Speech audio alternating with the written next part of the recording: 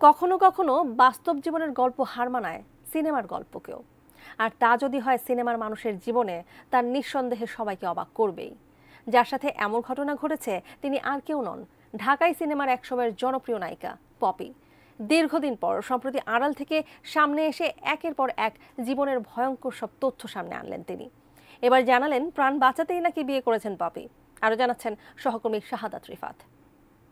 তোমাকে চাই, শুধু তোমাকে চাই, আর কিছু জীবনে পাই। ঢাকাই সিনেমার রাজপুত্র সালমান শাহ মারা যাওয়ার পর ভেঙে যায় সালমান শাবনূর জুটি। এরপর শাকিল পপির জুটি তুমুল হিট হয়। একের পর এক তারা উপহার দিয়েছেন ব্যবসা সফল সিনেমা। সেই সুবাদে পপি ঢালিউড ইন্ডাস্ট্রিতে একজন শক্তিশালী অভিনেত্রীর তকমাও পেয়ে যান। তোমার বুকের ভিতরে আমার সুখের বসতবাড়ি। এই জুটি যখন আলোচনার তুঙ্গে, তখন গুঞ্জন উঠে চুটিয়ে প্রেম করছেন শাকিল পপি। এমনকি শাকিল খান নিজেও দাবি করে বসেন তিনি পপিকে বিয়ে করেছেন। পপি অবশ্য এই দাবি শুরু থেকে অস্বীকার করেছেন, যার কারণে ভেঙে যায় শাকিল পপি জুটি। আমার জন্য তোমারে, তোমার জন্য আমারে। তবে নিজের অভিনয় দক্ষতা দিয়ে ঢালিউডে শক্ত জায়গা তৈরি করে নিয়েছিলেন এই অভিনেত্রী। কিন্তু হঠাৎ করেই সিনেমা থেকে হারিয়ে যান পপি। এ নিয়ে মিডিয়া পাড়ায় নানা তথ্য ছড়িয়ে পড়ে, যা নিয়ে কখনো মুখ খুলেননি এই চিত্রনায়িকা। সঠিক প্যাড আর সঠিক তথ্য দিয়ে এসব সামলে নিব এক হয়ে। Monalisa sanitary napkin. অবশেষে 4 বছর আড়ালে থাকার পর মা ও বোনের জেরে থানায় জিডির খবর দিয়ে আবারও প্রকাশ্যে আসেন পপি। এবার আর রাগঢাক রাখেননি তিনি। বলা যায় এতদিনের চাপা কষ্ট, দুঃখ, যন্ত্রণা উগরে দিয়েছেন মিডিয়ার সামনে। বিয়ের সিদ্ধান্ত, মা বোনদের সঙ্গে সম্পর্ক, সবকিছু নিয়ে ভয়ঙ্কর সব তথ্য দিয়েছেন চিত্রনায়িকা পপি। পপির ভাষ্যমতে তার বিয়ের পরিকল্পনা ছিল না, কিন্তু 2019 সালে তার বাসায় একটা ভয়াবহ দুর্ঘটনা ঘটে। সেদিন অনেক বড় অঙ্কের টাকা চুরি হয়। ঘটনার পরিপ্রেক্ষিতে থানায় জিডি করেন তিনি। পরে তাকে রমনা থানায় ডাকা হয়। সেখানে তিনি আদনানকেও নিয়ে আসেন। জীবন নিয়ে তিনি কেন শঙ্কায় পড়েছিলেন তা তুলে ধরে পপি বলেন, থানায় গিয়ে দেখলেন তার পরিবারের সদস্যরা সেখানে।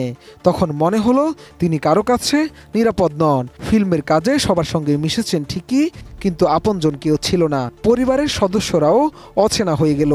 সম্পত্তি ও টাকা পয়সা নিয়ে জটিলতা শুরু হয়। এই পুরো সময়ে আদনান তাকে ছায়ার মতো আগলে রেখেছেন। কোনো জটিলতাই তাকে স্পর্শ করতে দেননি।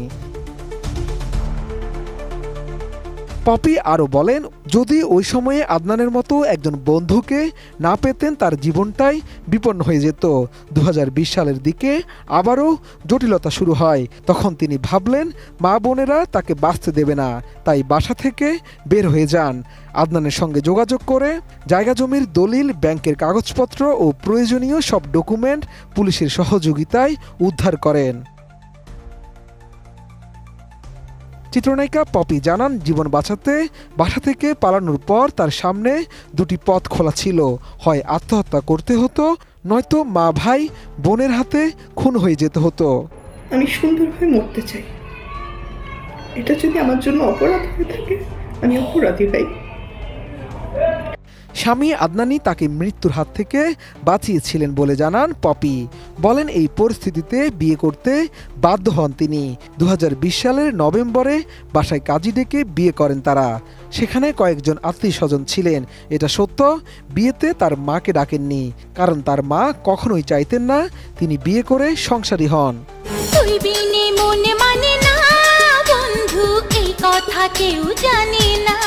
দীর্ঘ অভিনয় ক্যারিয়ারে অনেক ব্যবসা সফল সিনেমা উপহার দিয়েছেন পপি।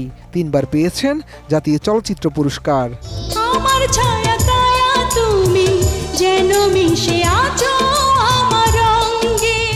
শাহাদাত রিফাত, ATN নিউজ, ঢাকা।